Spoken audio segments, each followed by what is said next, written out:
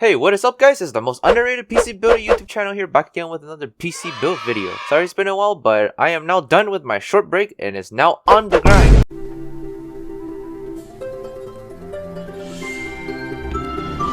So, without further delay, this is the i9 and GTX 1080 PC for under 900 CAD or under 700 USD.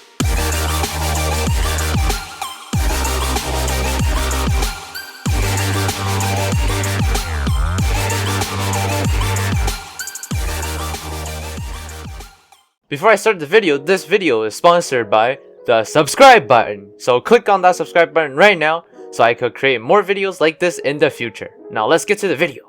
For the CPU, I am using a laptop i9-9980HK engineering sample modified to fit on the LGA 1151B365M motherboard. It has 8 cores and 16 threads like a regular desktop i9-9900K, except that the base and boost clock are way lower and the TDP is only 45 watts. But the most interesting thing is that this chip is actually overclockable, but I am not very experienced with overclocking, so I only increased the TDP to 64 watts for some extra performance. Not only is this interesting i9 able to be overclocked, this motherboard I am pairing it up with also supports overclocking because it has a custom modded BIOS, which surprisingly also unlocks the maximum amount of RAM supported to be 128GB. And the best part is, this board is available on Newegg to buy at any time. For the CPU and motherboard plus installation and modding the BIOS, it cost me just $245.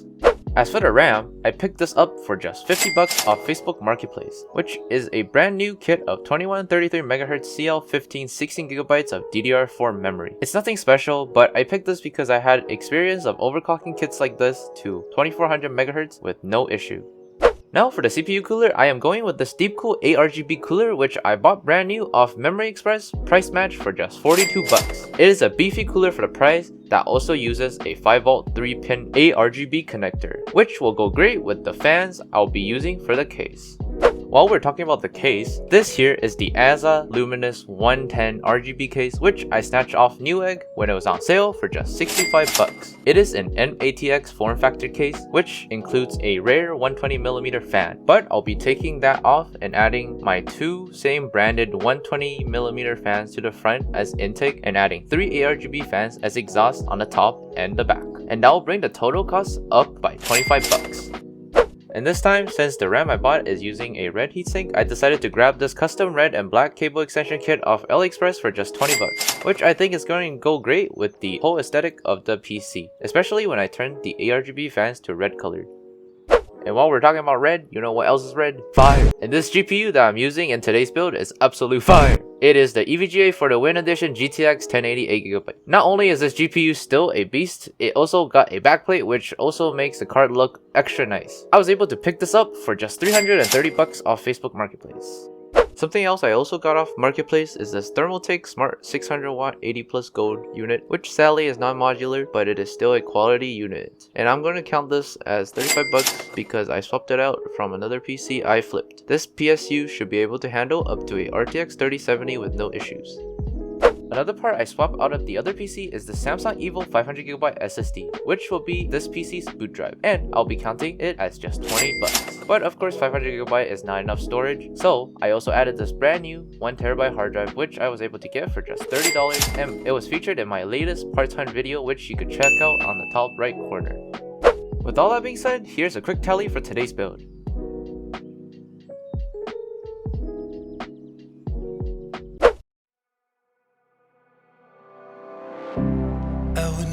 For something to let it go to waste, with everything at stake.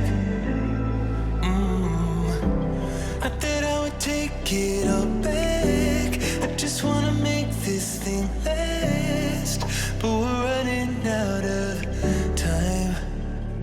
We were doing alright, holding on, but I'm losing the fight.